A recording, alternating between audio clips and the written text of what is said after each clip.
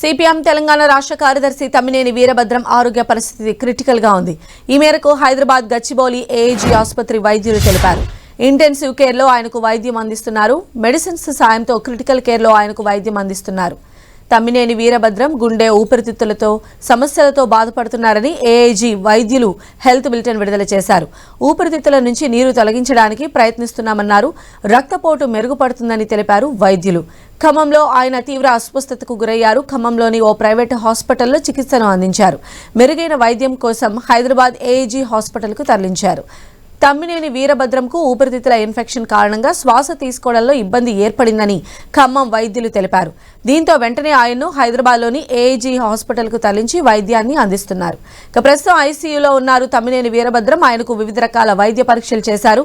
ఆరోగ్య పరిస్థితిని ఎప్పటికప్పుడు పర్యవేక్షిస్తున్నారు.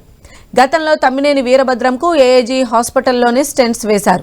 గత సెప్టెంబర్లో మరోసారి గుండెకు సంబంధించిన సమస్య రావడంతో ట్రీట్మెంట్ తీసుకుంటున్నారు. ఛాతీలో నొప్పి ఎక్కువ రావడంతో ఖమ్మంలోని స్థానిక హాస్పిటల్కు తరలించారు. తమ్మినేని వీరభద్రం ఆరోగ్య పరిస్థితి తెలుసుకునేందుకు మాజీ మంత్రి BRS MLA Harish Rao AIG హాస్పిటల్కు వెళ్లారు. వైద్యులతో మాట్లాడారు. తమ్మినేని కుటుంబ సభ్యులకు ధైర్యం చెప్పారు. ఖమ్మం రూరల్ మండలం తెల్దారుపల్లిలోని తన స్వగృహంలో ఉన్న తమ్మినేని నిన్న ఉదయం ఛాతీ నొప్పితో పాటు శ్వాస తీసుకోవడంలో ఇబ్బంది తలెత్తింది. దీంతో వెంటనే కుటుంబ సభ్యులు ఆయన్ను ఖమ్మంలోని ఓ ప్రైవేటు హాస్పిటల్కి తీసుకువెళ్లారు. అక్కడ పరీక్షలు చేసి ప్రాథమిక చికిత్సను అందించారు. అనంతరం మెరుగైన చికిత్స కోసం హైదరాబాద్లోని ఏఐజీ హాస్పిటల్కు తరలించారు. అక్కడ వైద్యులు అన్ని రకాల పరీక్షలు నిర్వహించి ఆయన ఆరోగ్యం విషమంగా ఉందని ప్రకటించారు. గుండె కొట్టుకోవడంలో అసాధారణ పరిస్థితులతో పాటు కిడ్నీ సమస్య తలెత్తినట్లు వైద్యులు తెలిపారు. ఊపిరితిత్తుల్లో కూడా ద్రవం చేరిందన్నారు.